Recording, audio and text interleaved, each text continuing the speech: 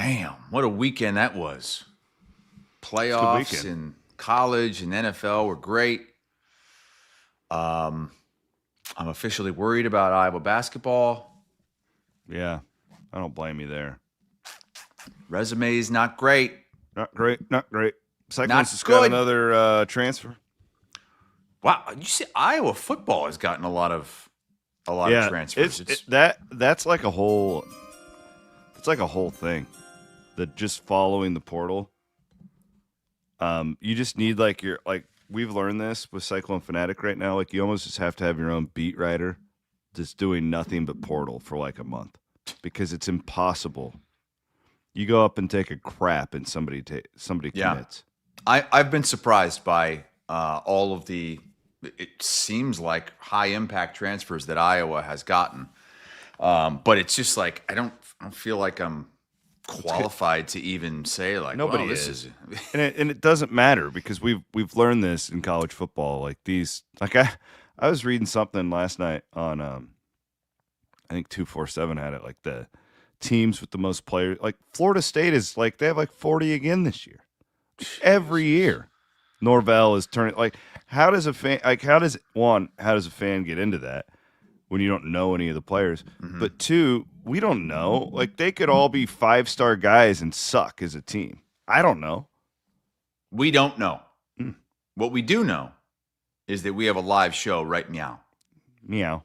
It's 4th and goal here in the Fairway meat zone. Frank's wide open, and it's a touchdown. He told us to let him cook. Well, will you look at this? Frank's flexing on his foes and bringing this crowd to its feet. That's what I call a grill iron victory.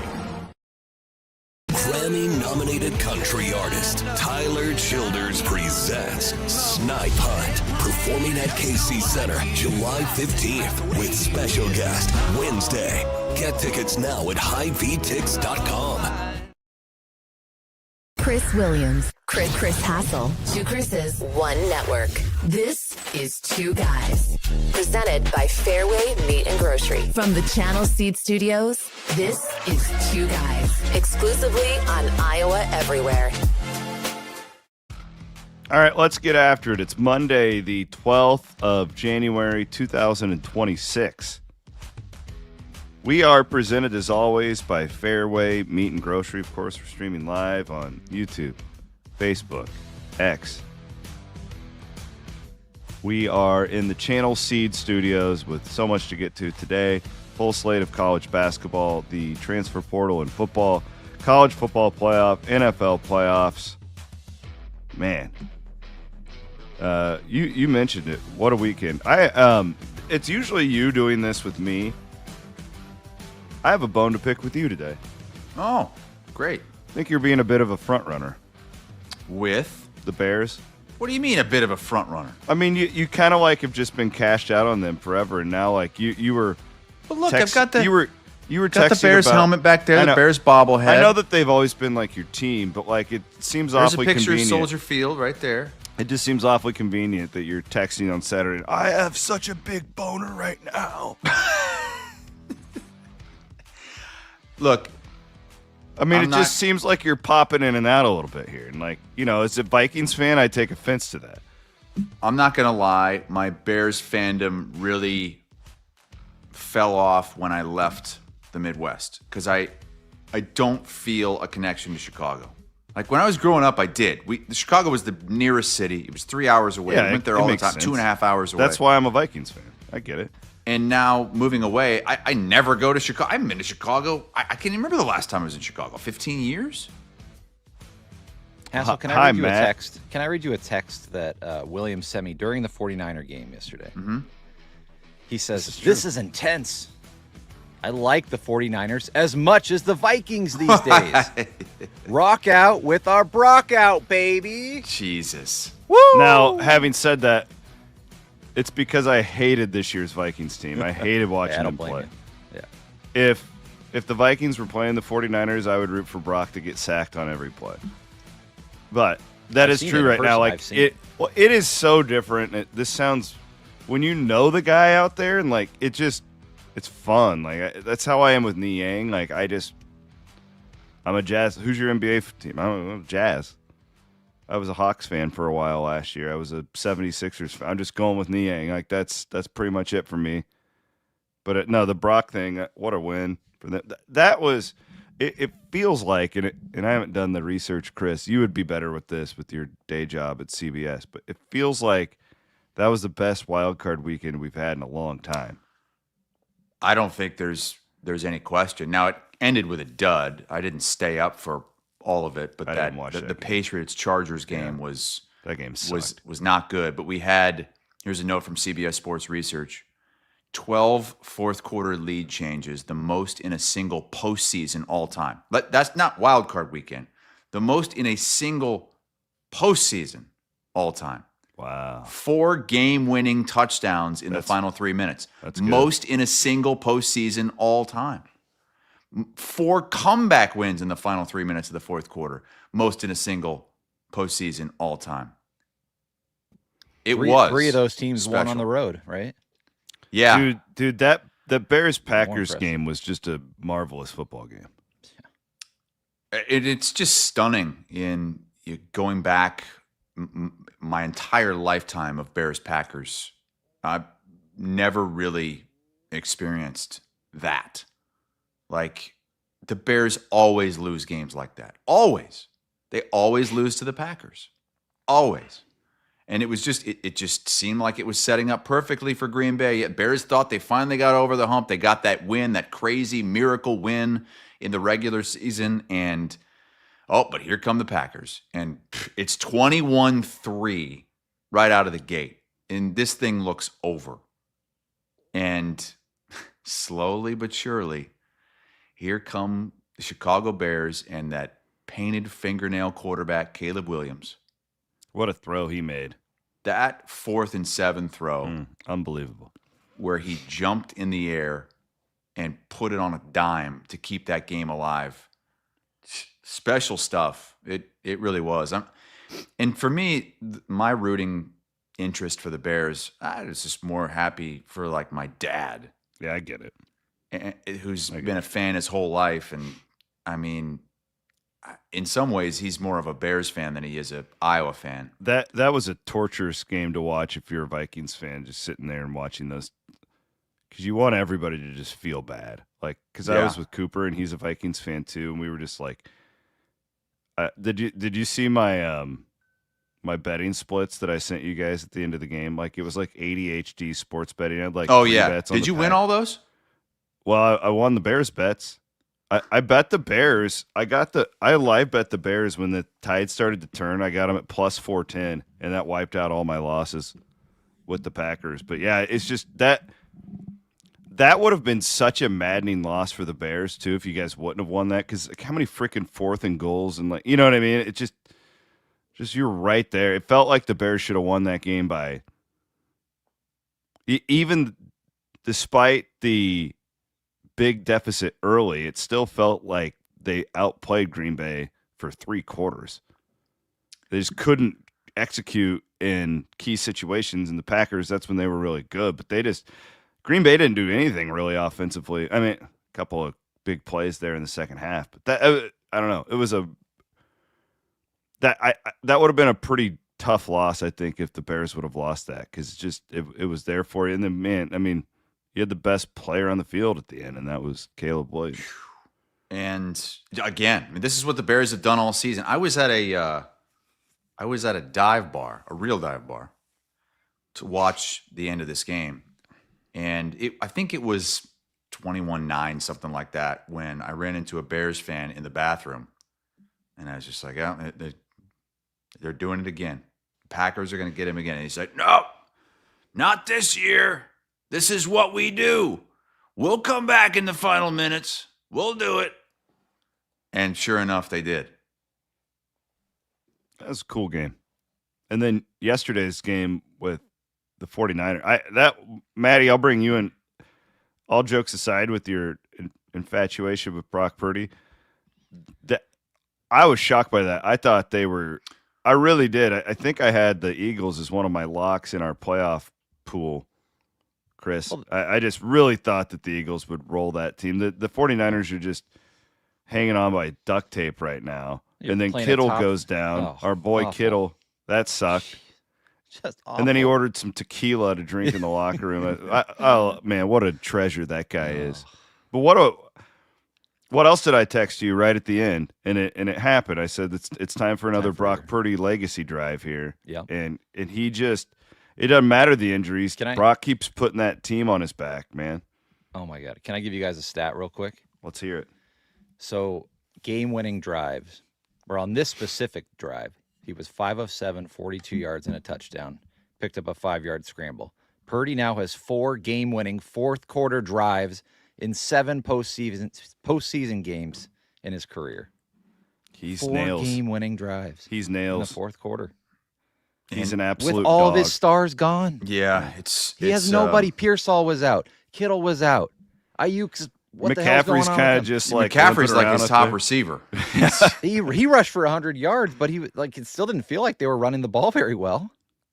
I didn't think Great this win. was possible because I watched a lot of the Defense is previous banged up. game I did too, Chris. That's where my mind got warped. and against the Seahawks. Oh, and God, they that just was awful. it just didn't seem like they had any chance of doing anything offensively against a good defense. And I guess shouldn't doubt Kyle Shanahan either. They got Trent Williams back, which was huge. Yes. Huge. I mean, that was monstrous. They needed that because Purdy just didn't have any time to do anything in that Seattle game. No. And in this game, he actually did have some time to think, and he does such a great job maneuvering in the pocket. And he threw 2 picks. He's an still improviser. won. Yeah, that was a bad pick he threw earlier in the fourth quarter. I thought was. that He might just be the kinda threw it lasting up. impression from this game. But Yeah. Really, really fun weekend. so Really that's fun weekend. so it'll be Bears Rams, and I think that's the Sunday game, correct? And then are the Niners playing at Seattle on Saturday? Saturday. Yep. Hmm. Short week again. Just real quick note on that. Did you see that Nate Shieldhouse is getting an interview with the Browns?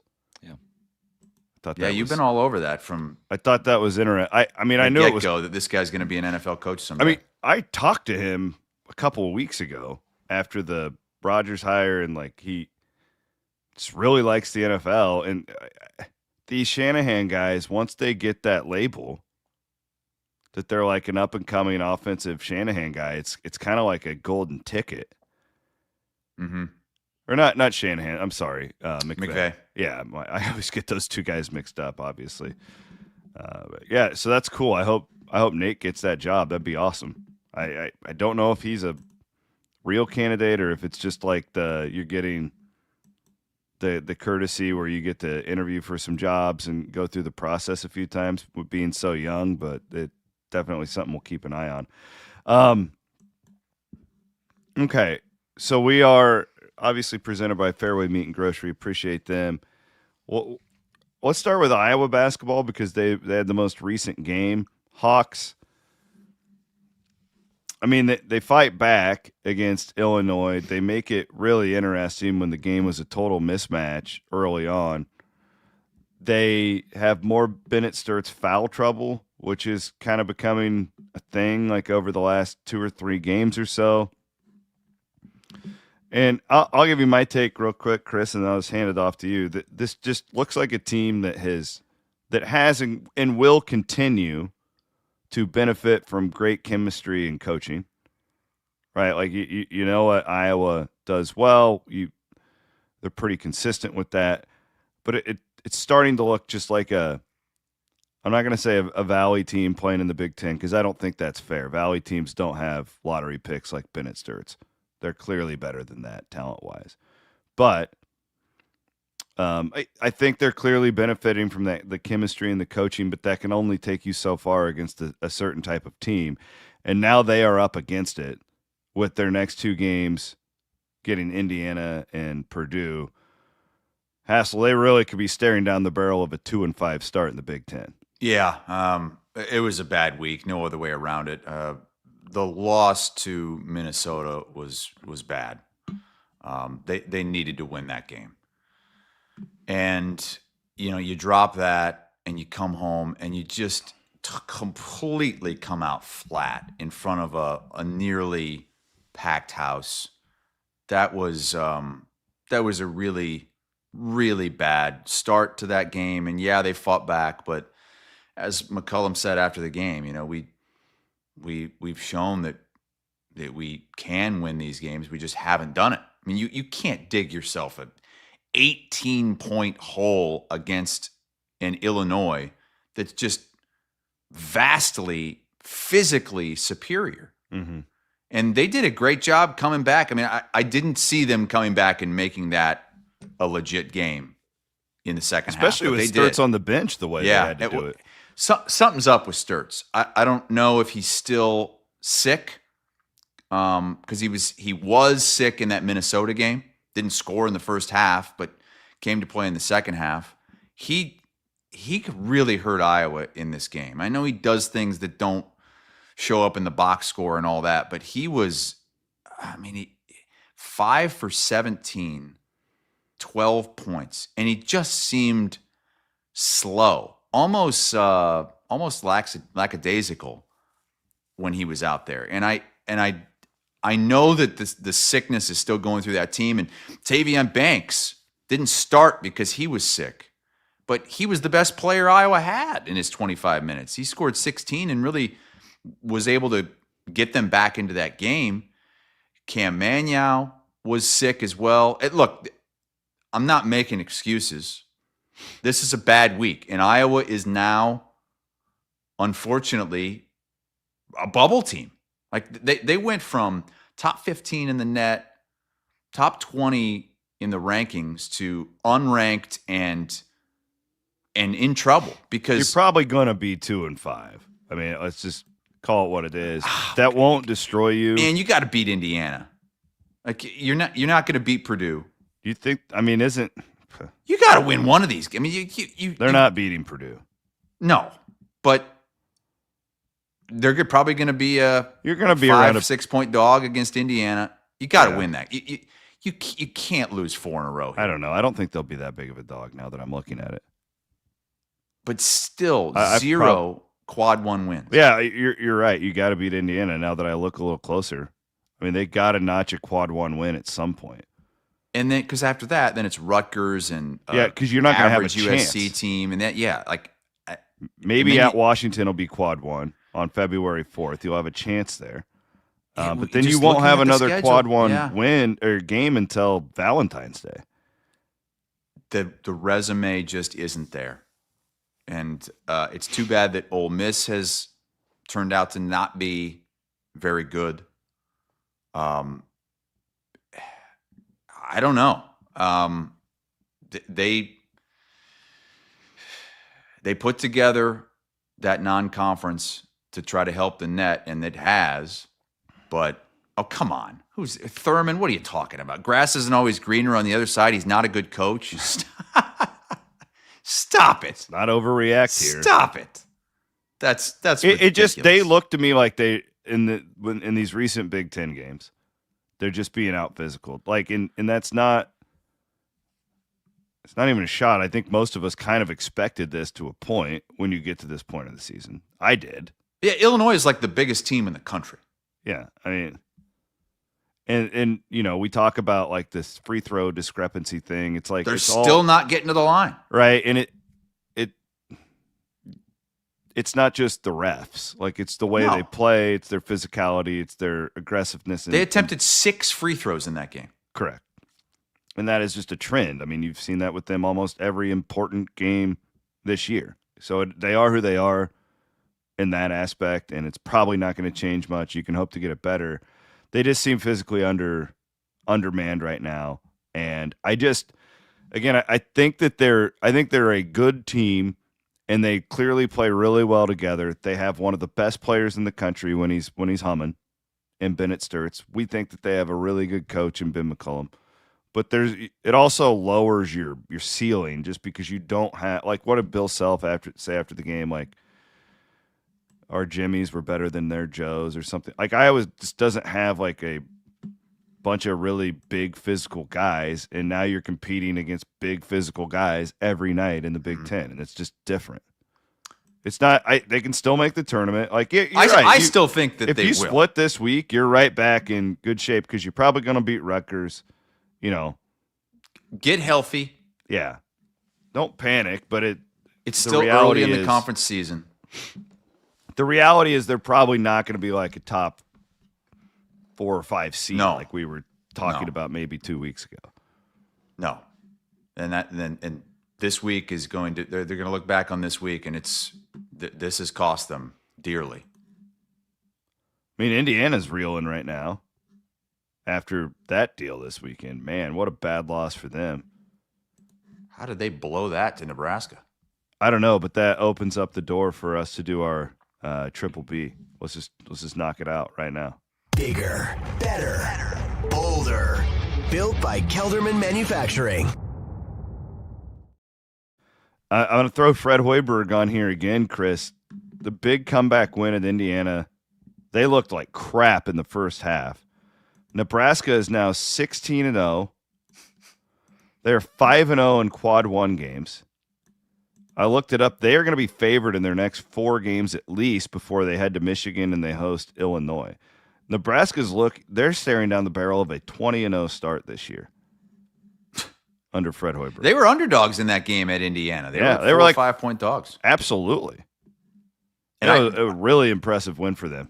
I did not think they were going to win that game. They have wins as at far down as Illinois they were. and at Indiana, and they beat Michigan State at home. Like, this is not a fraudulent basketball team. They are No. beating good teams. They're doing it on the road. They're doing it in a sustainable way.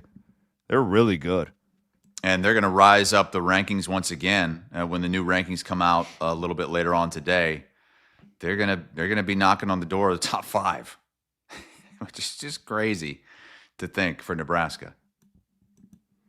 Who's your triple B this week? I'm just going to go Ben Johnson because he's giving Bears wins that they've never really had against a team like the Packers, and he's not shy about hating the Packers, saying in the locker room, F the Packers. The handshake with Matt LaFleur, which some people had a problem with. I don't know. He says, F them. F and hate those guys. I love it. Only Dick didn't say Vitale F. was upset. Did you Yeah, see Dick? like, some people are going to be pissed about it, but it's just such a refreshing new attitude that I the love it. Bears have never had. I wish more coaches were like this. Yeah. Don't beat around the bush. This I'm is over exactly how fans feel. You should too. Jimmy fucking Rogers. Change the game. I'm sure the Register is going to have another op-ed on that this What week. about It's like the every children, the single week the children? Register puts one of those things out. Just flaming the It gets other clicks. side. Yeah, they're just throwing gas on the fire. Mm-hmm. Matt, who's your triple B? Bigger, better, bolder. Built by Kelderman Manufacturing. I mean, what more needs to be said? What more needs to be shown on the field? I have no argument. I think they should have stuck with Mac Jones. Thanks. Yeah, thanks, Tom Brady, for that take. Yeah, I wonder Brady might be on the call for that game next week. We'll see what network that lands on. But How about that trick play, though? Jennings. what a throw CMC. from Jennings! Did you know he was a high school quarterback in Tennessee? I mean, I heard him say it on the broadcast. I didn't know before that. Remember, they had that play in this. Well, not the same play, but he threw that pass to McCaffrey in the Super Bowl too. Remember for the touchdown? It was Jennings. I had forgotten about across the field. So Shanahan, man, what a coach!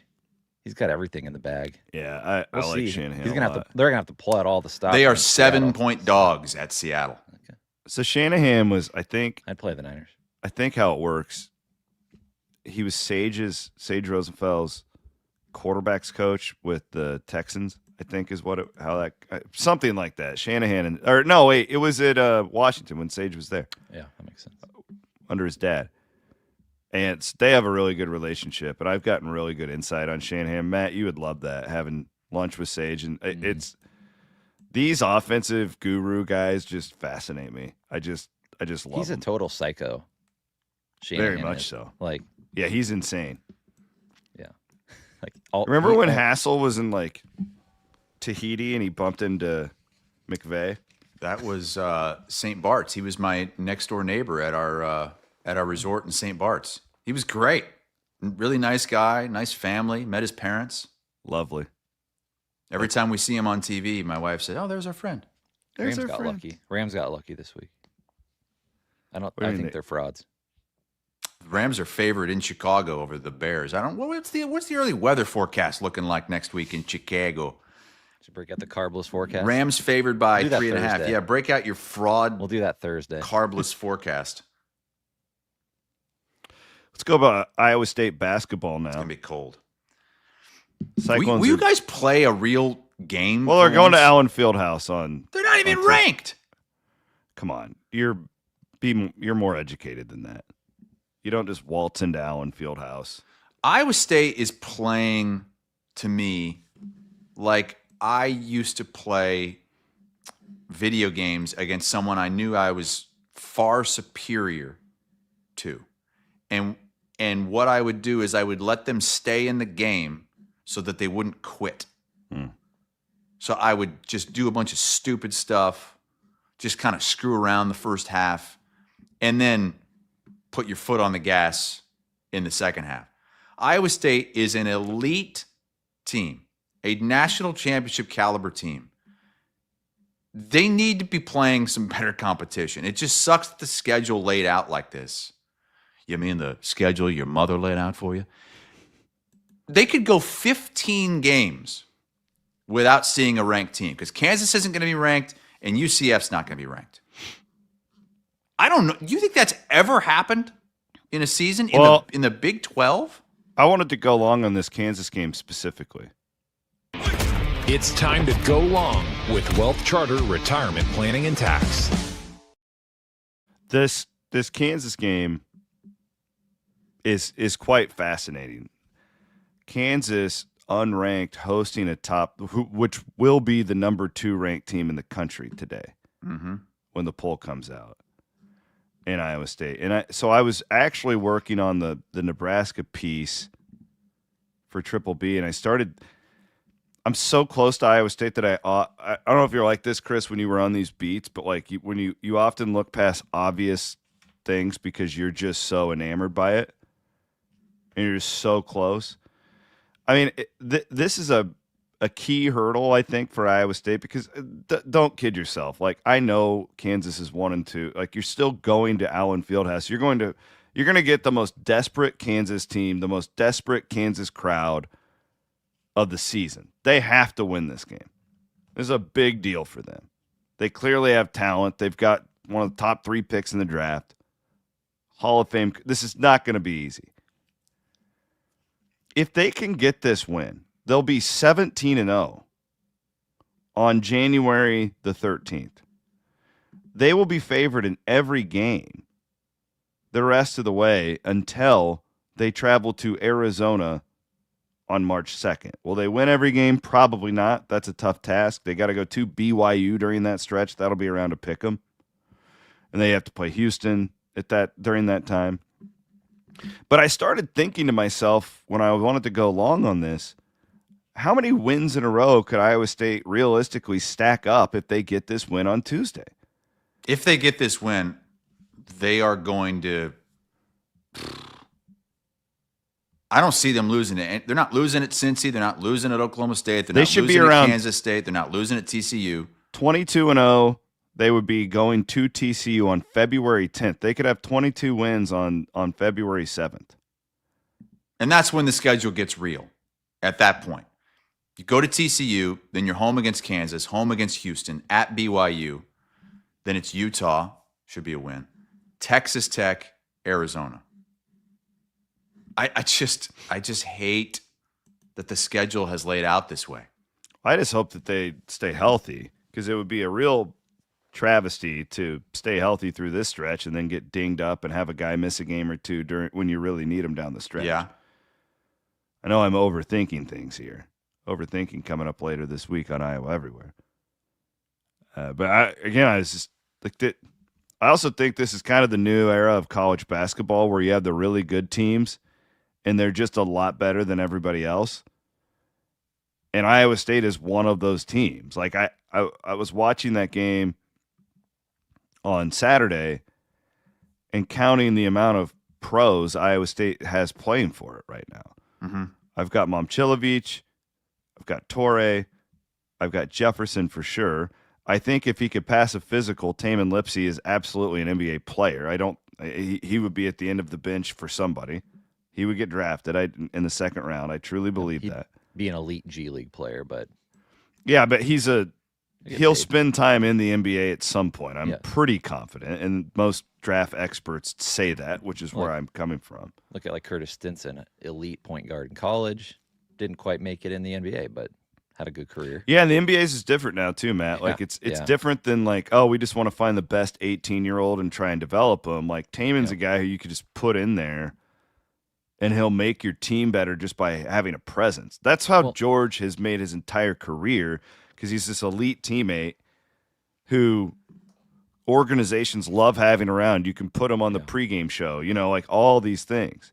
Well, look how much better he's gotten since his freshman year. Like, he couldn't shoot when he got to Iowa State. In 3 years, he's turned into a pretty good shooter. Like, how good could he be in the next 3 years? He keeps working on it. So. Listen, and I don't think Taman's going to be like this. I don't think he'll ever start a game. I don't think it'll be anything like that. But to just write him off as like there's no chance, I thought that probably going into last year, but like I think he's proven he's a better player than that. So like, I guess my point is, I was watching that game, and that these games are starting to get. I realize how ridiculous this sounds. They're starting to get somewhat boring. That's where I'm coming from. You're down 6, and it's just like, it doesn't matter. They're going to go on a 15-0 run. Yes. And they do. But, like, the level of play that Momcilovic and Jefferson specifically are playing with right now, like the individual plays that these guys are making, it's something we've never seen at Iowa State before. We've seen Royce White. We've seen George Niang. We've seen these really good players come through. I know I'm missing, like, Melvin Edgum's one of the best Cyclone basketball players I've ever seen. But he couldn't do stuff like this, like what Momcilovic and Jefferson are doing. And we need to enjoy it. Like, I'm telling you, like, this, sure, Otzelberger's rolling and things seem really good, but I don't know if they'll ever have a team better than this. Like, this game on Tuesday, if they can get it, you could be like 24-0 when Kansas comes to town. It's a huge game Tuesday because you're right. Kansas has been backed up against a wall. They're unranked. But they are going to have their antennas up with the number 2 team in the country coming in and being a home underdog. I was looking back at Iowa State, Kansas games of the past to see, like, geez, when's the last time Iowa State went into Kansas and Kansas was unranked? Do you remember? No. You probably wiped it from your memory.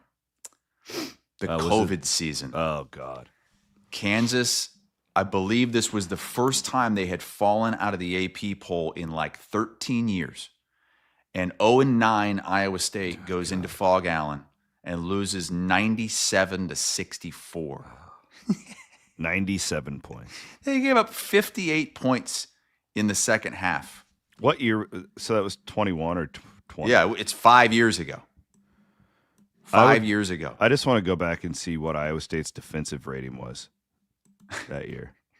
It had to be one of the worst. Kansas shot 53% from the floor, 46% from outside. Iowa State was shockingly 135th in defense. You thought they'd be worse? 213th on offense. For a Big 12 team, that's despicable. Like, it's absolute. They were the 329th best defensive rebounding team in the country. Jesus. But it's rare that Kansas is playing a home game as an unranked and unfavored team. And that, I think, is that's gonna add a little extra juice to the building on absolutely. On Tuesday. And the crowd, like, they have one of those crowds that just it's just like Hilton. They're a part of the game. They're not watching the game. They're a part of the game. And they'll be ready for that Iowa State squad. But I agree with you. Like, and I also think that's why they're 16-0, but I would argue that as like a team, they haven't played great basketball for a while. They haven't needed to. Yeah. They haven't been pushed. And they're ready for it. They've just been too many injuries the last few years, and just the way that they play is so damn physical and tough that these odds teams inevitably wear down at some point, and I'm hoping that it's not during the like tough stretch where they get Houston, BYU. That's why I hate Tech. the placement, because that's right at the end of the year, going into the tournament. I just hope that it's not then. And listen, the good thing is they're a lot deeper than they have been, and I'm sure that TJ Otzelberger and his staff are thinking about this too. It's like Taman's not being asked to play as much. The Momchilovic thing was kind of fluky last year. I worry more about like Buchanan and Plata than I do the guards, I think, when it comes to that, because they haven't been through this with Otzelball. But listen, they're 16-0. They're 3-0 in the Big 12. I'm not going to bitch about anything. We have to enjoy these times. That Cincinnati game will be interesting on Saturday because they play a beat-em-up style. It's kind of like West Virginia back in the day. Keep an eye on that one as far as one that could potentially be interesting. Cincinnati fans are not happy with that program right now. I saw something on X about how they're trying to coordinate a paper bag wearing section for their game against Colorado this week. God, it's that bad? Yeah, they're 0-3 in the Big 12. They lost Houston, West Virginia, and UCF. Ugh. But all close games. Like they were all close. There might be more Cyclone fans at that Cincy game. We got a big alumni group out in Cincy. The Cincy Cyclones. Let's do our Mightiest moment of the week. Oh, how do you have a Mighty M hat? Wow. I got Show that again. I got a nice little gift basket. Wow. From Mighty M. Sweet hats. That's sick. Some T-shirts, some Nice. some cups. You need a pressure washer for Mighty M, Hassel? I Get used that a pool pressure cleaned washer on Friday. What'd you pressure wash? My back patio. Oh my God. Speaking of you doing manly things, we'll get to our Mightiest moment of the week here coming up. So Van Winks and I go to the rodeo. Oh God. On Friday I night. can't believe you guys went to that instead of watching the college football playoff. We're watching a little bit. The amount of people, What a blowout. the amount of rodeo people who approached me about our segment about how you didn't know that they tie up the balls. Wait, no. So Quentin, by the way, shout out to Quentin. He came up to me at Hilton. He's an actual bull rider. That would be. Cooper and I were talking about. Cooper and I went to a bull fight in Mexico one time, like an actual. You want to talk about a heinous? What do you mean a bull fight? Like the bulls are fighting each other? No, you would hate this. Are you talking about the Where they, like, matador? Yes. I Cooper thought and I they only went to did one. that in Spain. Oh no, they did. It was a horrific afternoon down in Puerto Vallarta. But anyways, the amount of people who seem to enjoy look at that red, white, and blue right there. The USA 250 in flames on the dirt. Look at that. Anyways, Matt had the greatest, one of the most funny, and I tried texting this to you and Murphy, and you guys didn't understand it. So this lovely couple is sitting beside us, and they're obvious like rodeo people, and we're chatting with them and having some drinks, and this woman has a bull ring on, like it's a giant bull. It's like a longhorn, and Matt goes to her. He bull points ring? at her. What? A bull ring? Yes. Like BULL? Yeah, it's like horns. Not like an Outback Bowl champions ring? Correct. Wasn't it had antlers on it, didn't it? Yes. The horns. And this, keep in mind, this is Van Woke, after a few beers. And he goes, "Oh, I like your ring." And she goes, "Oh, thanks." And Matt goes, "This ain't your first rodeo." Good line, right? Yeah. And I say to her, and everybody's kind of like giggling, and I go to her, I go, "I'm sorry." I go, "Just bear with him. He's from San Francisco." And she goes, "I'm sorry for your life." Oh my God. No need to apologize. And then her husband's like, "Be nice." It was great. It was a They were a great really people. funny moment. Look at this. We had a great time at the rodeo. Over I at did the not Casey know Center. what to expect with the rodeo. was awesome, and it man. blew me away. We Blew had me so away. much fun. Kids got to Look at ride these the guys. ponies. That's a buck and bronco right there. Holy smokes. Yeah. Yeah, Did they anybody don't- get hurt? Yes. One guy got stepped on. Jesus. It was bad. It was actually really bad. They stopped the music.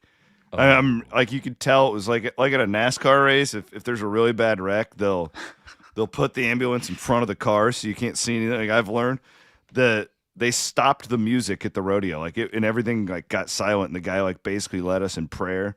He was fine though. Jeez. A lot of Anyways, prayer back at to the our rodeo. friends- It was a good time though. From Mighty M, Mighty M. the mightiest moment of the week. Hassel, tell me about this. I didn't get to watch this. I was busy with Iowa State stuff. The Iowa women had a big comeback yesterday. Iowa against women Indiana. come back from they were 16 down in the second half at Indiana, and they come back and win it. I mean, they had to grind it out. They outscored Indiana 19-4 in the third quarter. Kylie Feuerbach came back first time since the UConn game several weeks ago. I think it was December 20th that she came back, came off the bench. Great defense in the second half, made some huge plays, and Iowa stays perfect in the Big Ten, 5-0 Wow. in the Big Ten, and that for was, them. that was not easy. They were supposed to roll in this game, but fell behind early. They got smacked in the mouth, and now things are about to get real. You want to talk about a schedule? Holy smokes. They've got, and the rankings are going to update later on today, but after their Oregon game this week, they've got number 15 Michigan State, number 8 Maryland, number 19 Ohio State, number 21 USC, and number 4 UCLA, the team they're tied with at the top of the standings, all in succession. Man, that's a brutal stretch right there. Brutal. Then Washington and Nebraska who were ranked. Yeah. My I was going to goodness. say, it doesn't stop much there. Woo. But congrats to Jan Jensen and the gals for coming back and pulling that out, because that would have been a bad loss. Boy, I wish that I had I wish I had vibes like that for the Iowa State women right now. It's bad. Addy Brown is looking at an extended period of time where she will be out, according to Bill Finley, after yesterday's game. And Got some sound from that if you want to hear it. yeah, let's hear Real what quick. Coach had to say after the game. I'd tell you if I knew. It's not tomorrow. It's going to be. There's going to be some time involved here. I think. Like I said, the medical team is making some decisions today. They're going to look at our options, but this is not a short-term situation. I guess I don't know if that's fair or not fair. Or, I mean, like I said, as soon as we know, again, I'm not one of these people that I'm going to hide anything from you guys. As soon as we know, we'll know. But I don't know the details of it. I think they wanted to see how she felt and talk to, her family and the doctors and all that stuff. But I think it's going to be the timeline is not tomorrow. I can promise you that. Video via Jake Brand and Cyclone Fanatic. I'll tell you this, is a huge fan of this team. The reality is the team's completely different now. I mean, you go from being a legitimate top 10 team to definitely not one in the top 25, and you go, well, how can one player do that? It's just everything went through her. She was the glue on offense. They're one of their best. I've heard you rebounders. say that you believe she's the most important player Absolutely on the team. I think it would have been easier to lose Audie Crooks for the season than it would be. And I totally agree. Because in order to get Audie in position down low, you have to have somebody like that drawing attention and setting things up. Because Audie can't do it on her own. She needs... This is hard for a post to, you can't, and then their guards aren't exactly like, like Jada is really good at what she does, but she's not a great shooter, because you give that up when you have her on the floor. This really sucked. This reminds me so much of when they lost Stephanie Suarez in Oregon a handful of years ago, or I don't know if it was there, but it was shortly after. they had that really good team that you just felt because they have like these players like because Addy the thing about Addy is she's such a difference maker. She's a matchup nightmare, but you got to be able to utilize it. And without a player like there's nobody on the team. Addy's as good at what she does as anybody is in the country. She's a first round WNBA draft pick. You can't just replace that. And they've lost 3 you win 14 in a row and you lose three in a row without her. It's going to get ugly. What I thought was stood out about that game is the lack of shots that Audie got.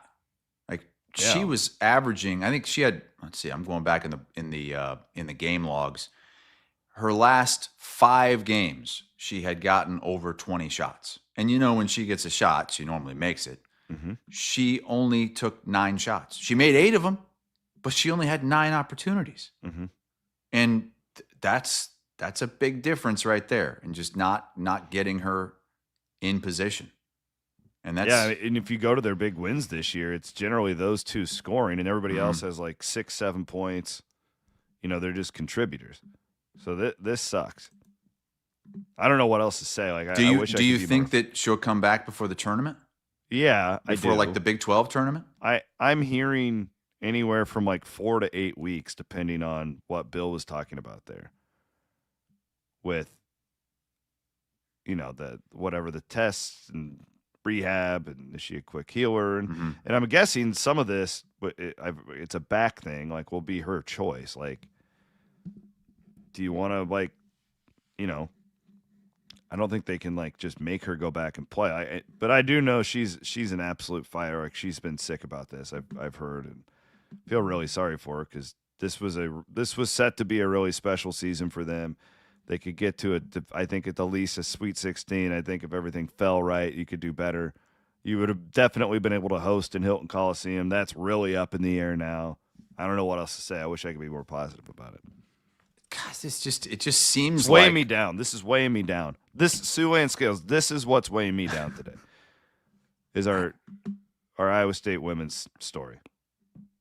It seems like we've seen this story before with this team. Like you expect them. We think that they could be a top 10 team, and then sometimes the bottom just falls out. This time it's injuries, and it's too bad. It really is, because I did think that this was a team that had. I mean, they beat Iowa at home.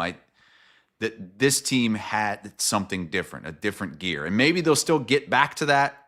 But when you're not going to have your most important player for the most important stretch of the season, and then you've got to try to get back into it going into the tournament, and you don't know what kind of shape she's going to be in at that point.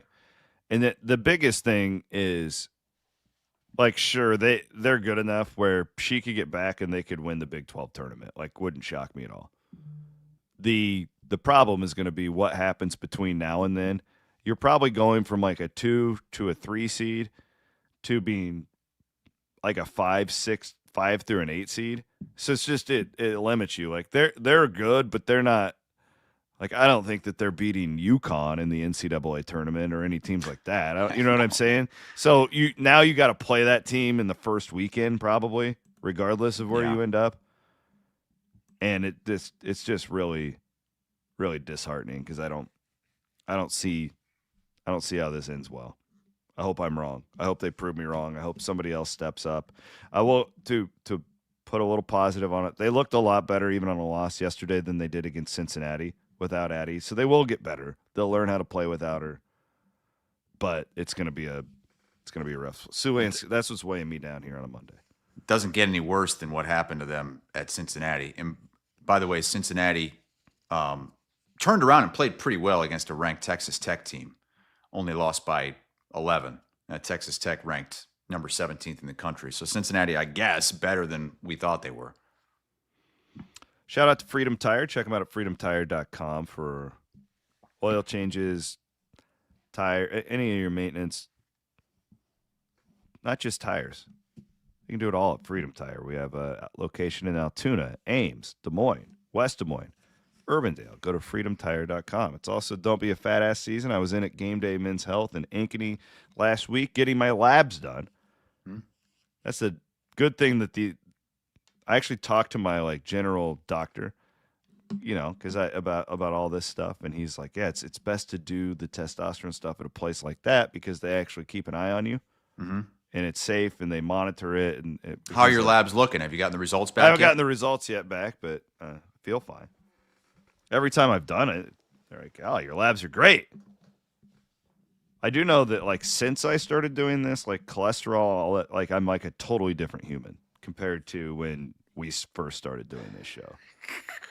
And Woke, you got to find some old picture of him again and put it up. I just When like I'm to all remind puffed up. myself of what Williams looked like when this show started. I was gonna say, what do you think the T levels from those riders were on Friday night, Williams? Those Oh, God, those guys are just spewing bull with riders. testosterone. Honestly, though, like, crazier people on the planet than, like, a bull rider. I mean, I'm certain somebody out there. But, like, God dang, those guys are nuts. Yeah, those matadors, I guess, that Hassel was talking about, maybe up there. Yeah. I don't know, but they have, like, a spear. You know what I mean? Like, What? they can... Oh. I thought all they had was the red blanket. Not the one I saw. They were like stabbing the What? bull. What? Yeah, and like killing it. It was bleeding all over What? the place. Oh my God. Is this like dinner for That's the village? horrible. Well, Let's get PETA Again, on the phone. so Send Cooper him down and to I, Guadalupe. again, Where was this at? Cancun? Puerto Vallarta. Puerto Vallarta. Cooper and I were there when we were like, I don't know, 22 years old, and we're on spring break, and we get the wild hair per ass that we're going to go to this bullfight. Because we're cultural guys, like we like to live in the, we don't just stick to the resort. We're in downtown Puerto Vallarta, like dive bar hopping. I'm not kidding. It was a really dangerous night. But it was horrible. They stabbing this thing, and it's like dripping with blood. But this old guy was explaining to us like the sport of it and like where it came from, and it was really, really fascinating. I really wish that I wouldn't have gone, though. I didn't know what I was getting into. They're just stabbing this thing, but they do it, and then it like dies, and they just drag it off. What? Blood dragging all over the dirt. Oh my God. Yeah, you would hate it. That's terrible. Well, it's You should be locked up for even going to that. I didn't know what I was going to, and then we got there, and like we're like, oh my God, like we couldn't, like he just stabbed that thing. I see you haven't changed your Brazina jersey out yet. You're so obsessed with this. Well, who should I put up? What should I put up there? Like, honestly, let's have the show vote. Like, because I thought about a guy like Aiden Flora who decided to come back. Is he on scholarship yet? I would hope. Conrarty, right? Conrarty. Conrarty, yeah. If you Just remind Hassel every I thought time he comes about, on the show. I think I might, somebody, I can't do Purdy. I would do Brock, but that's Matt's guy. Well, it doesn't have to be a football player, does it? I think I might go with my longtime buddy George Niang and just That seems fitting. What about a Melvin Edgem, Iowa State, and then a George Niang professional jersey framed back there? Because those are my two guys. Like I love those guys. Like I don't know. How about a Jalen Coleman Lands jersey? Oh, that would be interesting. I I don't know. I'm open for suggestions. I could just blow up that picture of Mike Leach and put it back there too. People start thinking this is a Texas Tech show. I know that's the problem. Everybody associates him with that, and then you get shit for it. And anyways, we'll figure it out. You got to get rid of that, though. That guy's he's a traitor. He's not a traitor. Probably doubled his salary. I will say, I thoroughly enjoyed the CW pod with Coach Haycock last week. Dude, real quick on that. So I went to church yesterday. I had like 3 people at church bring it up to me. I had like 2 people at the rodeo. I've gotten as much feedback from that interview as anything I've done in a really long time. People really seem to enjoy Coach and just his positivity on everything. I loved his quote on it's less about where you're at and more about the people you're with. And that kind of helps explain why so many of those former Iowa State players are now Penn State players. Because, I mean, let's be honest. I think for a lot of those guys, it was more about Campbell and the coaching staff and the teammates than it was, being in Ames or being at Iowa State or playing for Iowa State fans. It's not how it works. Completely agree. And now that we have some hindsight and we're just kind of looking back, like, remember how emotional I got the night that this all went down? And looking back at it, the reason why is because I knew all this was coming. Like, I knew that, like, this great era for the fans, for me personally, it was over. Yeah. It didn't matter if they brought in Jimmy Rogers. The only way that they could have saved any of the, was Mauser and Pollard went a different direction. It didn't matter if it was Rogers, if they brought in Bill Belichick. Like, it didn't matter. Like, those guys were going to go with their guy. And it was just emotional because it's like, I knew that, like, okay, this era is over. Now the new guy seems to be doing great, but I can separate those two things. A lot of fans just have a really hard time, like, understanding why these players, because, like, in their mind, Iowa State is everything. Well, in the players' minds, it's like the old ship of Theseus, right? If you replace one board from a wooden ship and there's 1,000 boards and you replace one board at a time, at the end of it, is it the same ship? Wow. That's deep on a Monday morning. Is it? I mean, it's technically, it hasn't moved. It stayed in the same spot, but it's completely different. The entire totally different. guts. So it is very deep, and there's so much nuance to it, and it's so unnatural. I will blame the system. And the other thing I took from Coach Haycock, and I hope that other people will too, and I hope a lot of people told me it was healing to hear him talk about it, and I hope that's the case. But I'm going to choose to remain positive about the people involved, because I think that the system sets this thing up to do exactly what it did. And I don't think the people involved, being the players, I don't think Matt Campbell, I don't think Jimmy Rogers did anything wrong. I think it's just really this is where we are in the sport. And it's unfortunate that it happened, but all you can do is just support the new guys. And you're an Iowa Stater. I'm an Iowa Stater. Like, I'm going to be here if Matt Campbell could go and he could be like Ted Lasso and go coach some English Premier League team. Like, I'm staying here. Right? Mm-hmm. And I'm an Iowa Stater. That through and through. And most fans just can't understand how these players don't feel the exact same way that they do. Campbell was wearing a Penn State hockey shirt at the Penn State hockey game over the weekend, hanging out in a suite with Hoosier. Did you see Mauser shotgun that beer? No. Yeah. Was he in the suite too? Yeah, there was another clip that came up where they put Matt on the big screen. Yeah. And Mauser just shotguns a beer. That's great. Yeah, real quick, I asked Bloom this last night on Williams and Bloom before we kind of wrap things up. We don't have a ton of time, but Iowa State is doing incredibly well in the portal. Like, as far as what I know, right? Like, I can't make any. It seems that way. Yes, it appears that they're doing very well. And I've talked to a few people in the program. I don't have great relationships yet, but they seem to be very happy because they're hitting on guys who they wanted. Like, they're not missing on many. So as long as these guys aren't like terrible talent evaluators and they can, the expectations for me have gone from like, man, it's like a rebuilding 4-win season to, I mean, I really think they, like, if you look at the rest of the Big 12 and you look at their schedule, it's like they should be competing for a bowl game. You think, am I ahead of my skis here? No, I think you're right. I think they could do that. I mean, they don't have to play Texas Tech. They don't have to play Arizona State. Their home schedule is incredibly favorable. In this day and age, you can turn things over and totally hit the ground running again if you get the right guy. Yeah. Now, I will say that 24/7 Sports doesn't necessarily love Iowa State's transfer portal editions. Really? They have I haven't even seen it. What they do have their rankings.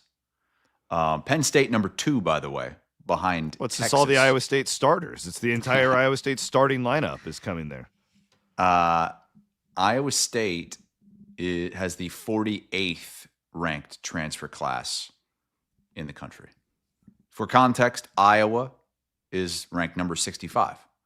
And this Iowa is on doesn't have many yet, do they? I mean, the guys No, they got but are they- pretty good, but what they do is they average it out as far as, like, if you have only 4 commits, but they're all 5 stars, you're going to be number 1.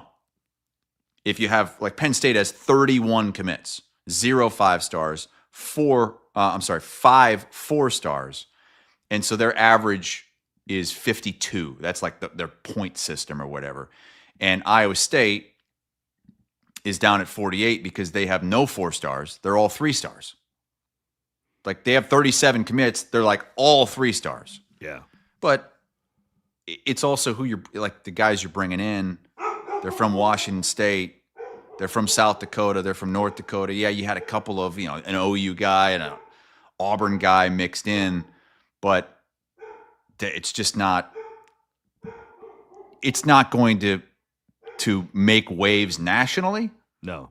But that doesn't matter. Like, it's all about fit, and I'm sure that some of these guys are going to end up being a lot better than their star rating in the transfer portal. I mean, look at like Cignetti. I mean, he's the perfect proof of this. Compare Indiana's ratings compared to like Florida State's over the last 2 years. It's like, Well, let's do it right now. I'll go back and look at the 2024 transfer portal class. And sorry, my dog is barking. I think it might be is it the fiber Bowl? lax internet. So Indiana, 2 years ago when Cignetti went there, brought all those transfers in, 31 transfers, they were ranked 30th. Okay. So you never know. No. What would Florida State be that year? Just curious. 2 years ago, Yeah. Florida State was 7th. Okay. Yeah. We'll see. We don't know, but it makes spring football a lot more interesting because we're literally going to. That's true. For the first time in a long time, spring's going to be interesting. Campbell, I think Matt would take pride in me saying this. From my standpoint, Campbell absolutely neutered the spring football season. He made it completely irrelevant at Iowa State to cover. He didn't tell you any. Like it was awful. I am looking forward to like. Maybe I wonder what Rodgers is going to be like. I don't know. I have no idea. We don't know this guy at all.